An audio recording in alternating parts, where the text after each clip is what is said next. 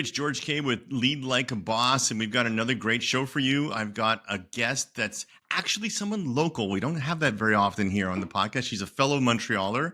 Her name is Claire Hayek, and she is the founder and CEO of Mind, Soul, Purpose Team Building. Claire, welcome to the show. Hi, George. How are you? Good. Long time no see. We just had dinner the other day, right? I know, right? Thanks for having me. This is really exciting. Thanks. My pleasure. My pleasure. You've got a lot of stuff to bring to the audience, a lot of experience, a lot of hardcore training, and I want to dig into all that stuff as soon as possible. But let's give people a sense of where you come from. Your story is really important because I think a lot of people, they have this misconception that when they start out in business or when they start out in their careers, that if they don't have all the everything laid out for them just so, then, they're not going to make it, or, it's like all the stuff. So Right. tell us a little bit about where you come from and how you got here. Right. And I'm not talking about the plane or the boat. I mean, like in terms of your career journey. Yes, I know. Otherwise, it's going to be a long story from coming. Yeah. We'll keep it to 2 hours. Yeah. Yeah. So, I mean, a little note. I was born and raised in Beirut, and I'm a war child. We immigrated to Canada back in the 80s. So I'm just going to fast forward to this. This is actually part of the story because this whole part of my life taught me resilience and, the whole, like, if it fails, it doesn't mean anything kind of thing. So I actually, I've always been great in science, and I love science. I'm a science geek, and I studied engineering. I studied metallurgical engineering at McGill, and at the same time, I'm a musician. I'm a singer, songwriter, producer. So back in, when I finished CJEP, I didn't know what I was going to do. I'm like, okay, why can't I do both? So I did. So I studied music and engineering. Like, the engineering wasn't enough, right? I was just so busy at the time, and basically throughout my career, I worked in engineering 20 plus years, and I was I guess the girl that they called. I wasn't the typical engineer, just, introvert in front of her computer. I was more the relationship kind of person. I wanted to speak to people. I wanted to work with people. I was all about teamwork, and naturally have it. And I think my ex-bosses saw that, and they really encouraged me. So, long story short, they put me on a lot of projects to manage. And it takes a certain something to help teams. I think they call it herding cat. If you want. Right. Help people communicate better, collaborate better, click, right? So teams weren't clicking, call Claire. Claire shows up, Claire fixes it. So let me pause you there for a second. I just want to like, let's back up a little bit. Do your thing. Okay. So you threw War Child in there like in like a quarter of a second. So I think we need to like back the bus up a little bit on that. Help people understand when you got here, when you got to Canada and you looked at your future, you looked at your career, did you see yourself as I can do anything that anyone else can do? Or did you feel like there was, the deck was stacked against you? That's a great question. I honestly, when we came to Canada, I felt that we all had a second chance, my family and I. And I felt that anything is possible. It was a different culture. I mean, I had to adapt, completely be chameleon, just kind of like, they say fake it till you make it. It wasn't exactly that, but, it was very a culture shock. It's different. And the French, I couldn't understand it. I spoke French perfectly, but, because of the slang and, the Québécois. But anyway, I felt that, oh my God, finally I can live.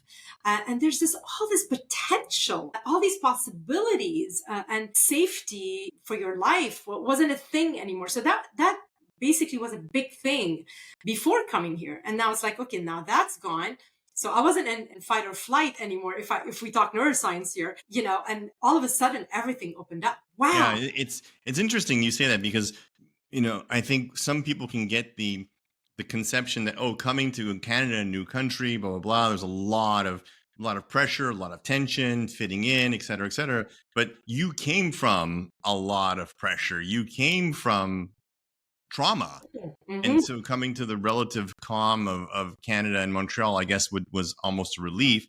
How are your parents with regards to your choices? Because, you've got the typical, oh, my daughter is going to be a doctor or a lawyer or whatever. And then the music thing, oh, it's artsy. And then Yes. how are you going to feed yourself? Blah, blah, blah. And obviously you chose to fall on the engineering side. But how were they in terms of encouraging you, supporting you in this very different type of plan that you set for yourself? My parents were always supportive and still are. But I gotta say, they did have a big, big influence on me when it came to pursuing my engineering and studying, getting a degree. All they would say to me, look, you can do whatever you want, but be smart, get a degree in something, and if you want to do music, but if it doesn't work, then you have something else to fall back on and you can develop it. You're multi-talented. You don't have to choose one, but of course, I mean, I had to choose one and focus on, but they weren't pushing me to do music, but music is part of my family. My past aunt, she was very known Arabic singer in the Oh, wow. States, and she's very known in the Arabic community across North America. So it's in our blood. So my parents knew what that was, and they saw the hardship of musicians, and she succeeded like tremendously. Hmm.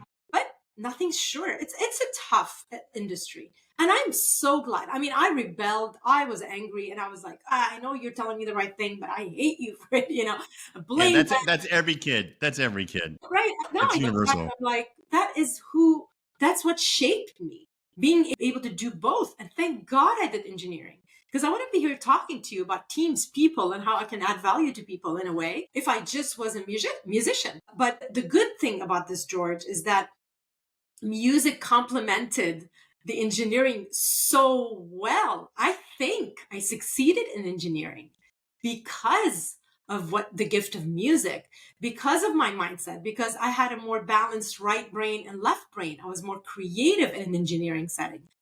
I'm not saying you have to be a musician to be creative, but it is a thing. It is a thing. It's rare. It's rare that you find people who are gifted on both sides. I mean, it's not for nothing that there's a stereotype that, the engineer has a certain type of social fit, and the artist has a different type of social fit. I mean, that's something that we understand is the case. And having someone like you who can be effective and efficient and highly active on both sides is the brain is really interesting. And I can see how you're being able to be more emotionally aware works with your being able to be technically aware when you're dealing with people in teams that might be more right brained oriented, if you left brain oriented, I should say. So yeah, I mean, I think that's amazing. So give us an example of, let's say, a lesson that you learned. I want to get into your entrepreneurial journey, but I just want to take another second to talk about some of the stuff that made you better at what you ended up doing in the work world. So give us an example of how, working with a team, you were able to, you realize that, hey, this skill I have is something that will transfer into something else in terms of working with these teams. I think because of that more balanced right brain, left brain, I practiced literally both brains all the time because I was doing both at the same time. The right brain is more obviously related to creativity, innovations, being able to really just stop analyzing and look at things differently from a different eye. And I think it also gives you the ability to connect better. And I think that really helped me when it was an example in a team setting. The project wasn't going well. I'll speak about a specific one if you want an example. I'm not going to obviously name any names or details, but I had to You can fly put it out. in the notes in the bottom for me afterwards. That's all. I had to fly out to Western Canada. It was a huge, huge, huge mining project, and it was not delivery wasn't happening. The team wasn't delivering. Nobody's communicating. The client was furious. It's a big, big, high stakes project. So I showed up, and of course, I have a very strong left brain. I mean, very analytical, very organized, but at the same time, I have this sensitivity and being able to assess people quickly and mirror their behavior, or understand their, mirroring neurons in a way. So I was able to integrate the team very quickly because of that. Listen, being able to actively listen. But then when it was time to make the decision and get it fixed, I didn't hesitate. And the minute that they saw that I'm here for solutions, I wasn't here to boss anybody around. I was like, we need to fix this. This is the problem. I'm here because there's a problem. We need to fix this. And we automatically, they just bonded because they didn't feel threatened. They felt more like, oh my God, she's here to help us because obviously this is not working. So it was easier to bond. People opened up. I helped them. I established a psychological safety right off the bat. I'm not a wizard. It's just you need to adjust to the environment. But in order to do that, you also need to be solid and anchored within. I couldn't have done that, maybe right out of school, no practice or anything like that. I had to work a lot on myself to even get there and being able to show up the version I had to be in order to support my environment. But let's dig a little deeper into that because you've got a room full of professionals. These are engineers. They're highly paid, highly skilled, highly educated. It sounds kind of silly to just say,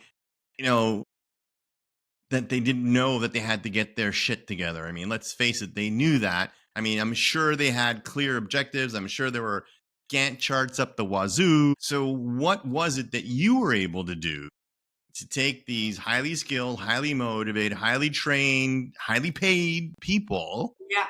and get them to get their P's and Q's together? Great question. The big problem I remember when I showed up, it was communication. Everybody was working in silos. Nobody was talking to each other. Nobody was communicating. There was emails, literally sitting next to each other, emailing each other when they emailed. There was no meetings, regular meetings. There was no project manager that was qualified enough to lead this. Here's the thing though. The client was basically somebody that works for the client was in the office. So what that did, and usually we see that often in engineering, it happens. So what that did is there was kind of like a front, like a defense, a huge wall. So the whole team kind of retracted and there was this wall. And now they felt like they sent that person to observe us and criticize us and keep us on our toes, so they felt confronted. So it was just like everybody was sabotaging everybody. So when I came, I was kind of like the mediator. Right off the bat, just saying, we need to start talking together. What is the protocol? How are you communicating? Are you meeting? Do we know what the issues are? etc. Just kind of organizing the communication Do we side. even know what a good meeting looks like? Exactly. And the thing is, everybody was and their defense is huge amount of stress, crazy deadlines, and nobody could get organized. It's like, who's going to take the lead on this? We don't have time for this. We don't have time to even talk to each other.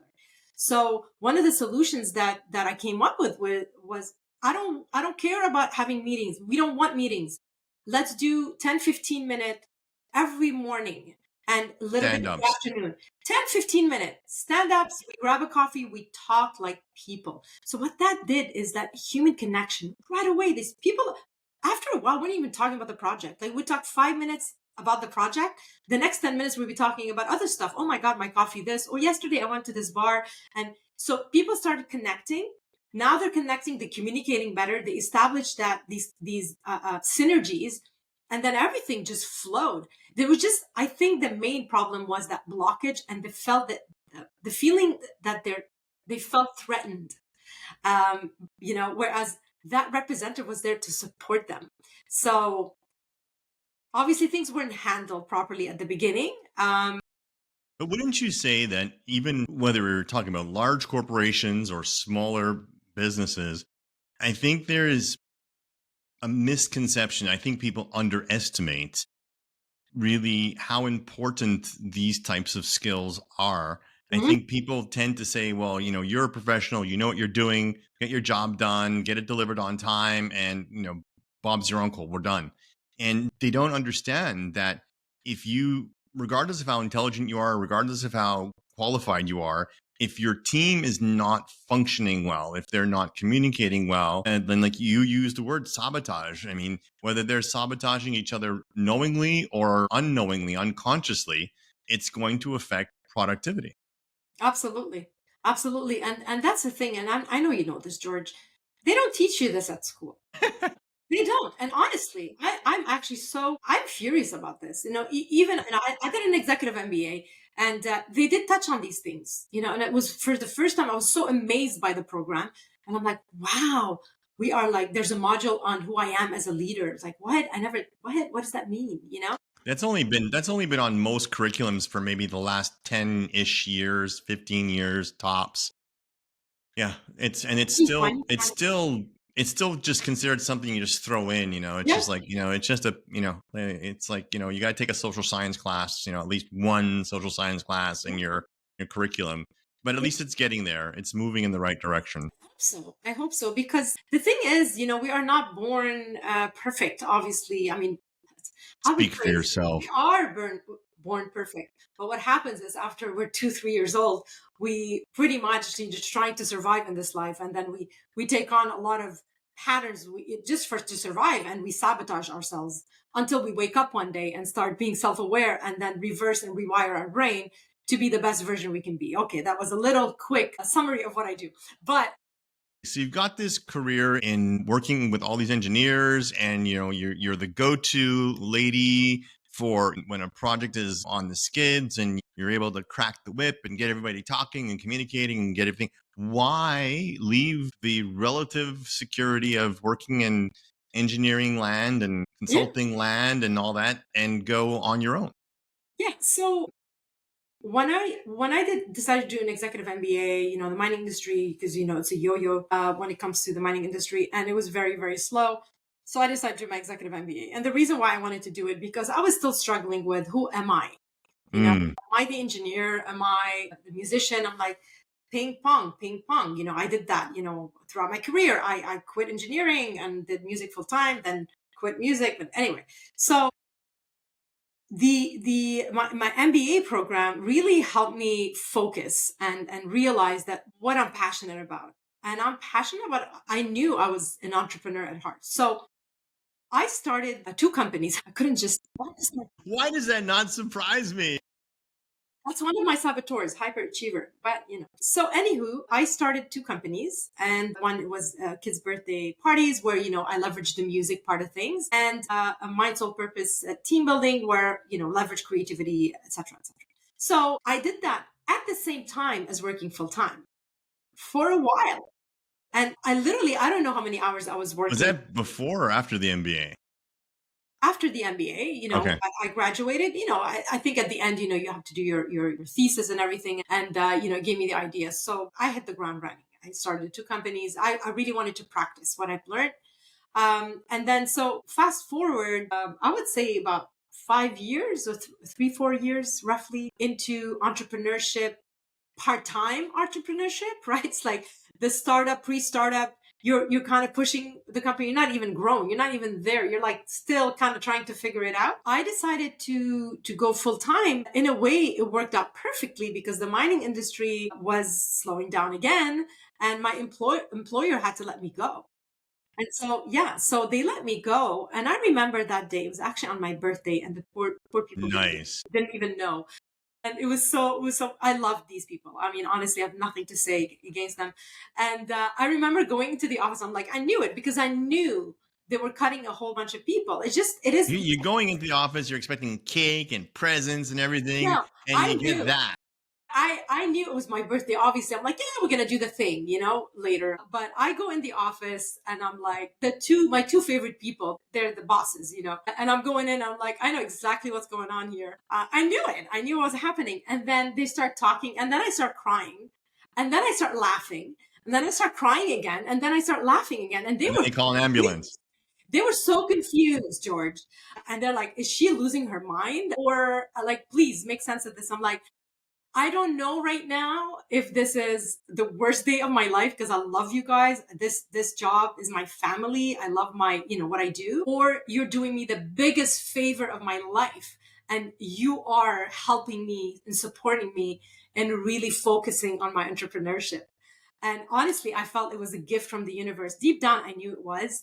The following day, I got flowers and an apology that it was done on my birthday, and I was already over it.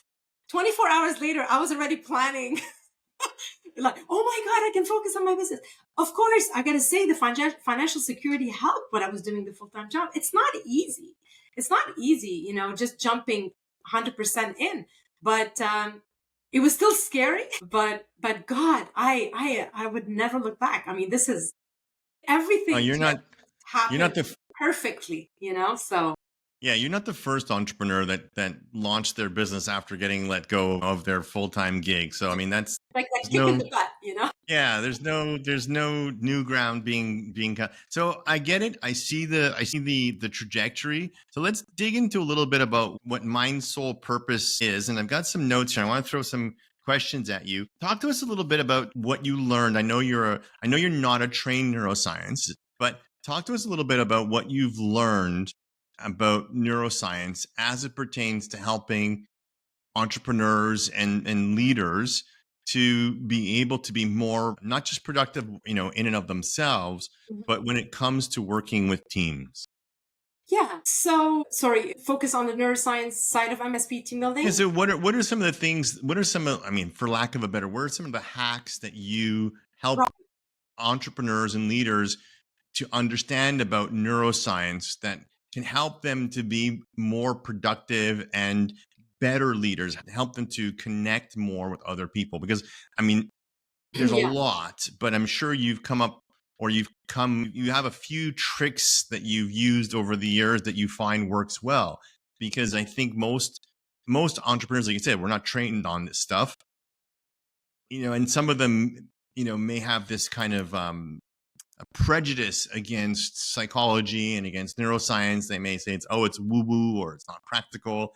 So I'm curious to see how you approach that when you're dealing with people, because you're a left brain and right brain thinker. So I'm curious to see what techniques or what tools or what new mindset shifts you've used with them.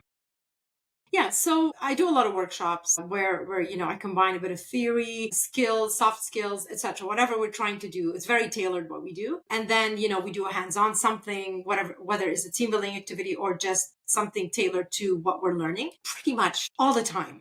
Even if I don't have a lot of time to talk about neuroscience, I take at least 5 to 10 minutes to speak to the people, the participants, and make them understand, first of all, that your brain is literally running you. Right now, all of us, our brain is running us. And where we will thrive, where we'll be successful, where we will really be the athlete version of ourselves in every single aspect of our life is when we are running our brain. So this is very general talk, but I talk about brainwaves. A lot of people, right off the bat, they don't know that there's different brainwaves. They don't know which brainwave they're in. Are you in fight or flight? Are you spending 70% of your time at work in fight or flight? Meaning you're so busy, you're stressed, you're running all over this. Your nervous system is completely like the pedal is down. You're like running at a gazillion miles an hour. Or you spend some time. Do you know how to slow down your brainwave to the wave where you're in flow, in ease and flow? Are you able to even slow it down further to go into the alpha waves where you're really being creative and innovative as a leader? It just knowing where they are already, the whole workshop after that, everybody's talking about, oh, we're totally in beta 3, which is fight or flight.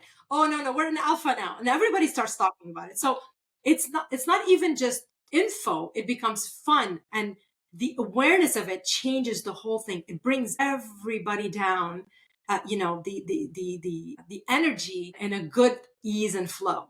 That is gold, because if you're teaching somebody something like this for 2-3 hours doing a workshop, it's a lot of information sometimes. If you're not in the right brainwave, this is why you do a training. I'm sure you've been through these trainings where, after 1 hour, after like 30 minutes, you can't even focus. And then after an hour, you're already moving on. Now you're looking at your phone, zero engagement. But if you're aware of this and you're able to keep that state, then you're really 100% open to this. So it's one of the things that I talk about. I also talk about saboteurs. And I ask a lot of times if we have time to prep with the team. Sometimes it's a really big group, so it doesn't make sense, but it's for them to do an assessment to figure out their saboteurs, their top 3 saboteurs. We all have saboteurs, but there's top 3 ones that are really running us. So right away, understanding what our three saboteurs are, I go through what are these saboteurs and how to overcome them, anticipate, and how to change things around. And we call it being in our sage brain, our sage state, as opposed to our saboteur state. So we are running our brain and not our brain running us. And this is all based on research, positive intelligence with Shirzad, positiveintelligence.com. You can go check it out. It's great information there. It's amazing knowing this and knowing that there's saboteurs, just being aware of it, being aware of your brainwaves. They're already learned way too much. Like, it's just like, oh, wow, literally Don't you woken them up. And then of don't you course we work after that, on post I book. think one of the things that I find happens when people become aware of this stuff is they stop judging. They stop judging themselves. They stop labeling themselves. They stop using words like I need to be better at this, or I'm no good at that, or then the flip side, oh, that's just the way I am. It's just the way I'm wired, or it's just the way Yeah, my personality. When they realize that there is a way to regulate these things and modify or these things, rewire. right? There's a way to rewire your brain. It's not, it's not helpless, right? Yeah. Yeah, and then they stop judging and they stop settling and Hmm. they start realizing that they can work with what they have and they can modify it. So I think that's amazing. So when you're dealing with somebody who's, let's say, very very left brain, very hardcore, very, this stuff is great for, ballet class or little league, but we're professionals here, we're adults, there's no room for all that stuff. You got to get your job done, and if you can't get it done, you're out. What Hmm. do you do? How do you help someone like that understand that these skills, these soft skills, they're not soft, fun and games. They're called skills for a reason. How do you make someone in that mindset understand the value of this type of work, like the hardcore value of this type of training? Yeah, I mean, I think it's. By the way, you just described the hyper rational saboteur, which a lot of people have, especially in business. Mm-hmm. It basically shooting yourself in the foot. But anyhow, what I do is you got to speak people's language. So you can't come in full, completely esoteric on people when they're hyper rational. And the thing is, it's not the point. The whole thing is based on neuroscience and research. So right away, people that are skeptical are no longer skeptical.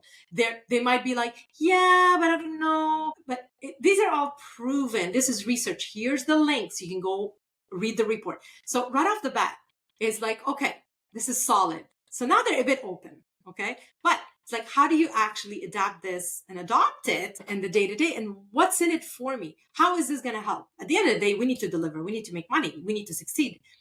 I pretty much most of the time, I always talk about ROI. Every time a client calls me, we talk about these things in these workshops. I'm like, if this workshop didn't triple to or minimum triple to quadruple your ROI, then I failed. So because I'm a business owner, and I ask my suppliers the same thing.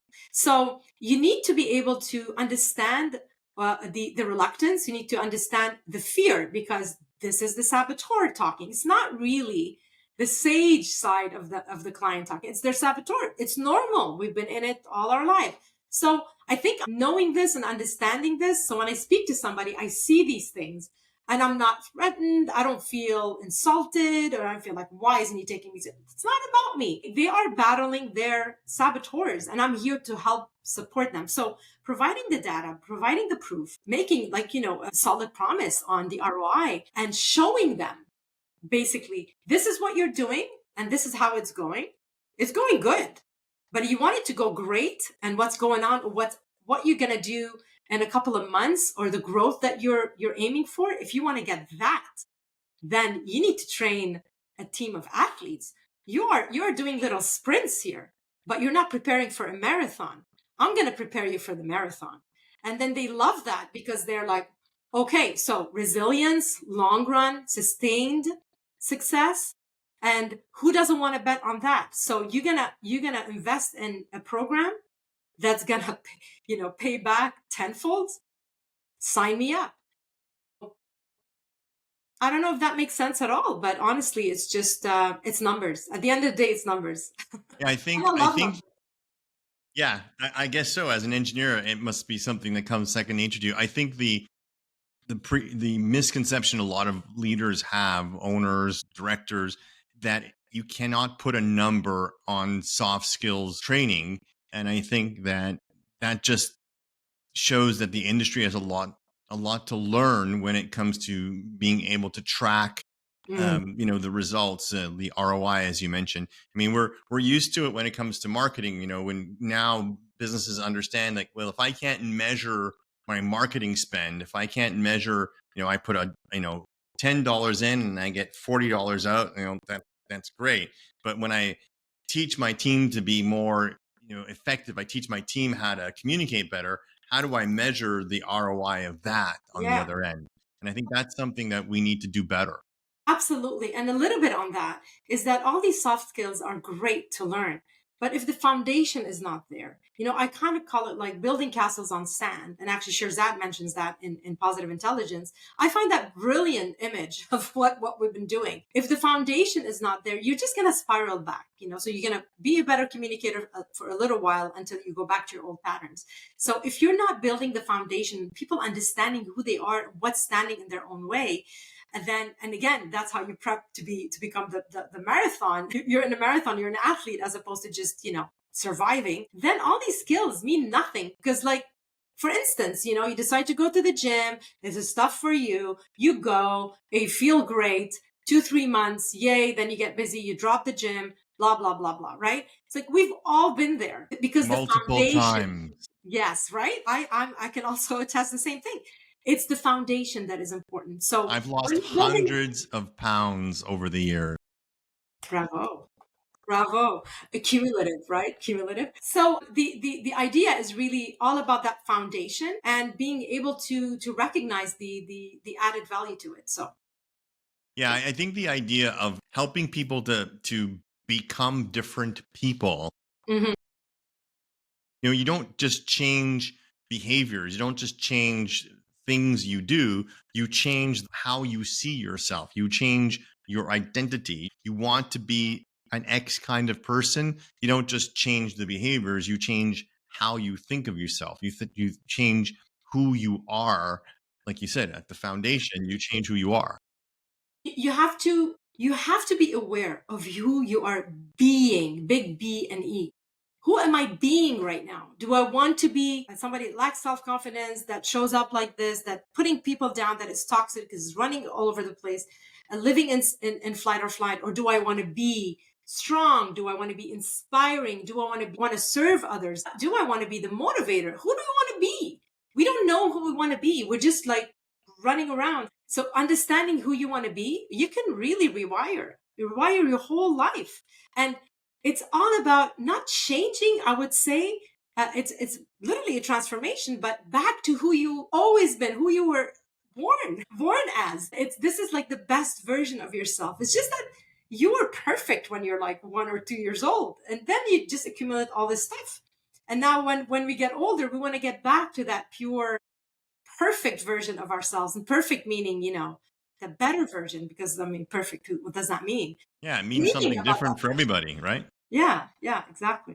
I think when I talk to people about imposter syndrome, people love to throw that term around, imposter Yeah, syndrome. I tend to tell people, like, if you're feeling sincere imposter syndrome and not guilt or anxiety, but really real imposter syndrome, that's a sure sign that you're not aligned. Like, what you're doing and how you are showing up in the world is not aligned with what you really want deep down.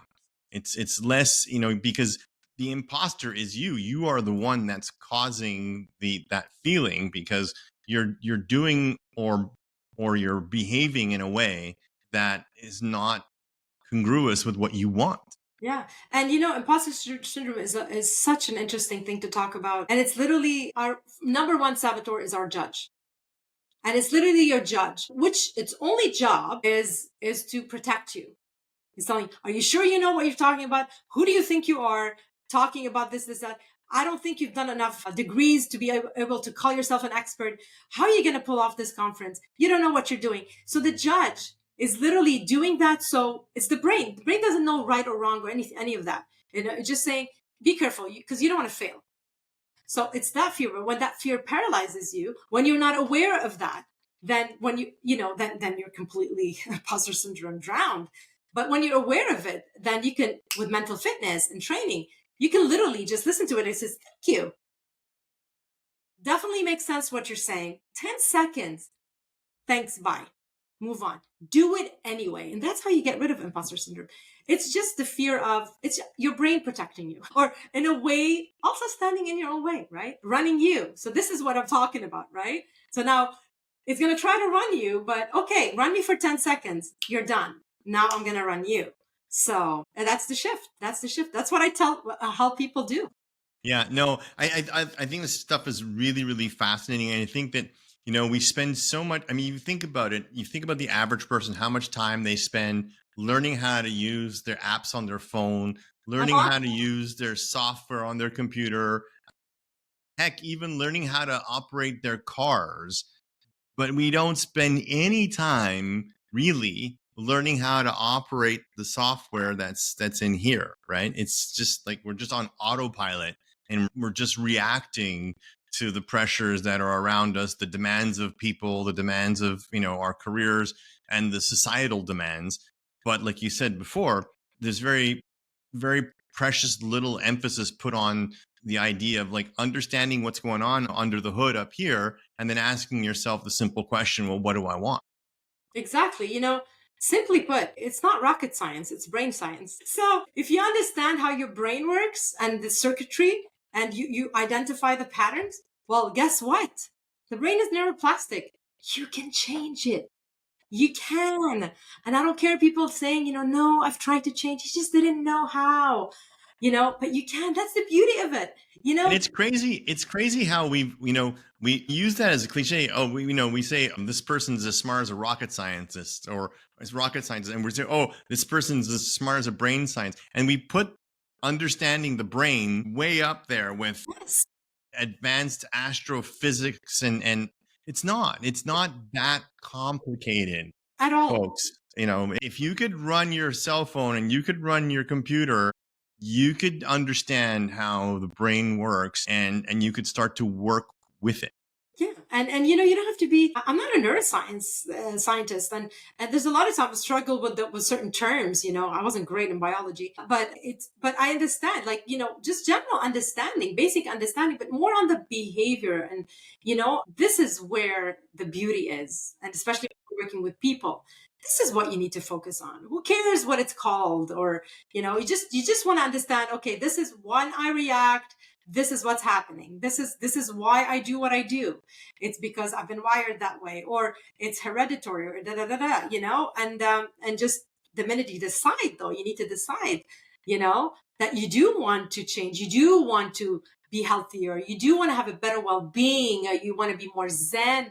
You want to be more present with your family. You want to be a better parent, a better boss, a better employee, or just live your life to the fullest. If nobody else can decide that for you. But if you decide to do that, I mean, you can literally change your life. So that's it's just brain science. I think the other thing you brought out that I think bears a little bit more emphasis is the fact that when you're in a group, when you're with a group of people who also understand the same thing, that they also have the same vocabulary, they also have the same understanding, and they want to support you in your journey to transform, or to improve, or to regulate. I think that is also really, really important, because we tend to, again, that judgment and fear, we tend to say, well, how is Bob going to react to me if I start behaving this way, or if I start using these terms, or I start acting or reacting this way? And then just that alone can hold people back from making the changes that they want to make. And I love that, George, not good.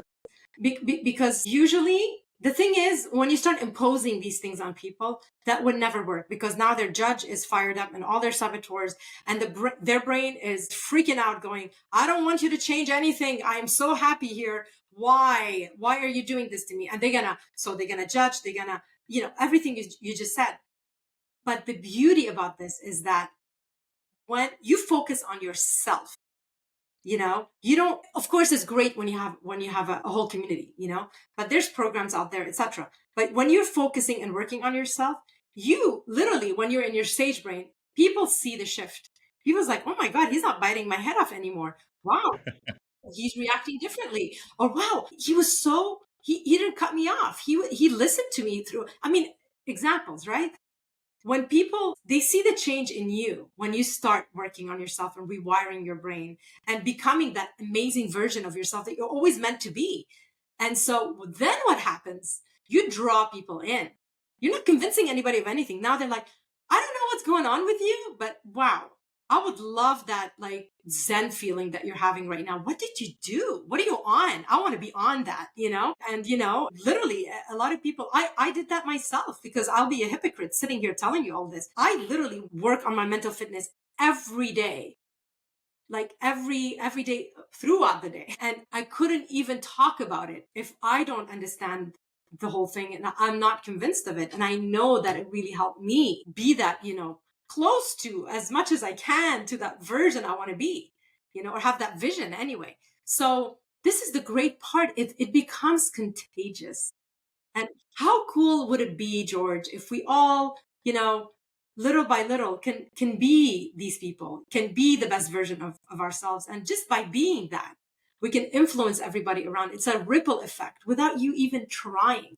So that's the beauty of human beings. We're just really magical beings. It's yeah. We definitely love to we definitely love to associate and connect and bind with people that are similar to us. I mean, monkey see, monkey do. We like to be around people who are like us. And I think the cautionary tale to leaders, to business owners and people who are in positions of responsibility for organizations is they have to understand that certainly the younger generations, millennials and the like, Reason, yeah. this is what they expect in the marketplace. And it's not a question of faking it or just, putting the rules in the employee manual or having it on a plaque, on the wall in the cafeteria or whatever. If they don't see this type of behavior being manifest in the everyday interactions, it's going to affect not just the performance of your group, Yeah, but it's going to affect your ability to recruit top talent, because the exactly. companies that are doing this for real and they're really putting these things into place, they will attract and retain the best people, and it'll just go down from there in terms of, if you're not walking the talk. Exactly. Yeah, no, we're at a whole different level of expectations. And I mean, I'm not even going to go back in my day, but I mean, my God, we've come a long way. And thank God. And still, I'll be honest with you, George, still it's a struggle. A lot of big companies invest in these programs, but a lot don't. And it's like fluff for them. And the thing is, it's the first thing they cut. First thing they cut. They cut investing in their people, like, and this is literally they're shooting themselves in the foot, because you want to invest more in your people because now you have a stressful environment, uncertainty, problems, challenges.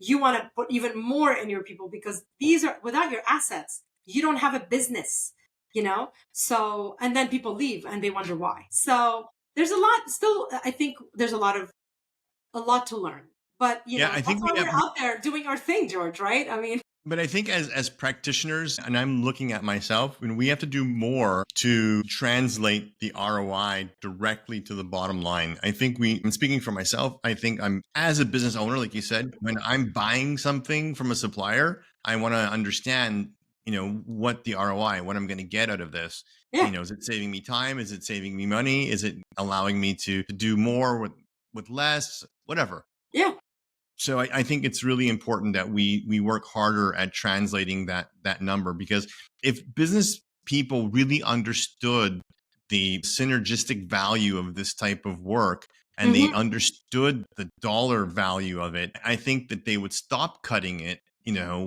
when times get difficult, and they would cut other things. They would cut things that are not generating the same Living kind them. of ROI. Yeah, we did a quick study. I know we probably got to wrap up, but we did a quick study and surveyed a lot of our clients.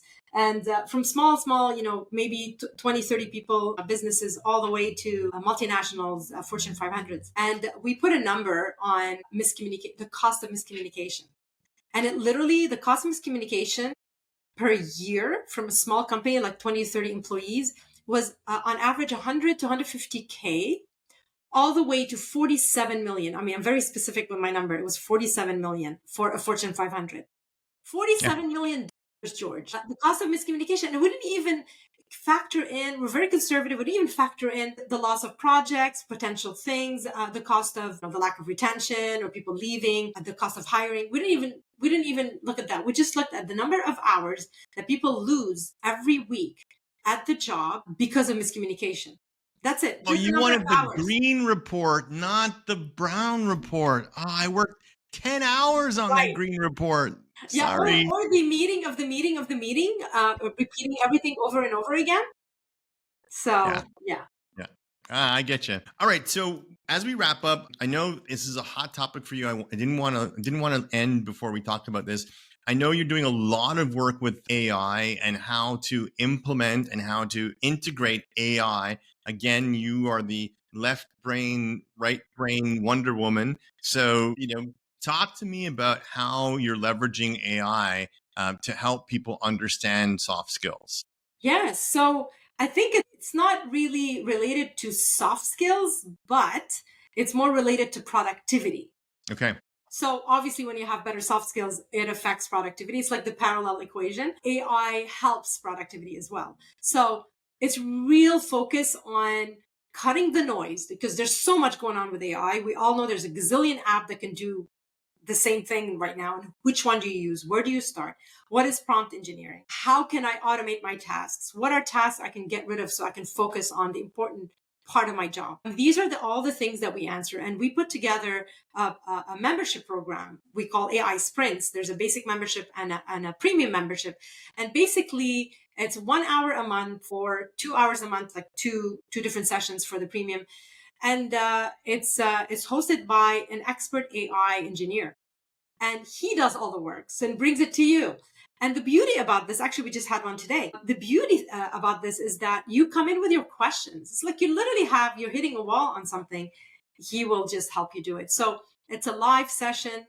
The replays are great also to catch up. But the great thing about it is that every time I co-host this thing, I'm always blown away, and I am learning so much, and I'm bringing these tools to my day to day. And God, I'm saving so much time, George. I'm always telling people, did you try this? Did you try that? And I couldn't know this if I don't go to these sprints. So I told Marcel, he's our tech guru. I told Marcel, I'm like, I don't care if nobody shows up to this. This is 100% paying off. I am learning so much, and I'm basically being more productive. But the idea is to be able to share it with everyone. And I'll share the link with you if people are interested to know more. We do have a coupon code. You can join these sprints for free for a Yeah, month. look in the links below and look in the notes below this video, guys, and you'll see all of the links to all the goodies that Claire has shared with us. There's a ton of them. You should have held back some of these for future podcasts. Well, I didn't know if I was going to be re-invited. I didn't want to assume. You're gonna have to bring your goodie bag for next time. Yeah, I do for have a lot sure. of goodies, don't I? Yeah, you do, Well, and we what's appreciate the that. point of keeping them to myself, right? I mean, you gotta share this stuff, and I'm honestly I'm so grateful to you, George, for inviting me and giving me the opportunity to talk about all this stuff. A lot of people, if this serves people and adds tremendous value to people, then we've succeeded with this episode, and this is the whole point. Yeah, I think the big takeaway for me on this podcast is I think those left brain thinkers, I think those folks out there who have this idea that my people just need to buckle down and Mhm. get their shit together and leave their problems at home and come to work and just perform and everybody will be fine. I think this episode has really, I think, helped them to understand that there's all this is just like advanced training, just like you would give an athlete advanced training. and you can clearly see the results. When they Measurable. understand that you could see, yes, good, Measurable. measurable results, Absolutely. Yeah. then You measure the results, the before and the afters. yeah. And we challenge people. I mean, like we tell them, listen, if you said it yourself, if I can't give you, 2x, 3x, 4x return on your investment, then I haven't done my job. Yeah. And I can prove it to you, and I think you being someone who is the engineer and the person who understands the soft skills benefits is saying that. I think that lends a lot of clout to the claim. Thank you. I don't know what else to say. You said it perfectly. Well, listen, thank you so much, Claire, for being on the show. Really appreciate it. We'll have you on again. Like I said, everybody, check out the links below. Before we go, tell us, where is the best place for us to find you? Where are you socially on the web? Where do we find you? Everywhere. Oh You boy. can't get rid of me. No, that's my judge talking. We basically in the comments there's gonna be my link tree link. Oh yes. Tree, the easiest one. All it links to everything. So all my Okay. socials, and best to reach me on LinkedIn. I'm also an Instagram user, but I honestly don't check it much. But definitely reach out. Get your AI to do it. No, actually it does. It automates. It sends automated messages when people type a specific comment that I ask them to type. It does. But yeah, I'm not there Oh yet. yeah. I'm not there yet. AI agents. That's my next thing. So yeah. Also, talk to us about your book. I want you to plug your book. I know I had to give you a little bit of kick in the pants earlier, so talk to us about your book. Yeah, I wrote a book basically about how to keep your team engaged and motivated, and it's very short, to the point, just the way I like it, uh, full of tools, hands-on tools that you can apply. And we're also sharing this. If you want to get download a free copy, you can, because I love you guys. Otherwise, if you want it on Audible or on Kindle version, obviously you got to go through Amazon. But yeah, this is a great tool as a starter, just to get you organized. These are pretty much practice tools that I've applied 20 plus years of my career as an engineer managing teams, and I just creme de la creme put in this book. So I love it. Well, thank you so much, Claire. Thanks for being on the show, and we look forward to having you back on the show. I think next time we'll dig in a little bit deeper on AI and productivity. I think we can do a whole episode on that for sure. yeah, I bet definitely. Thank you so much, George. All right, take care. You too.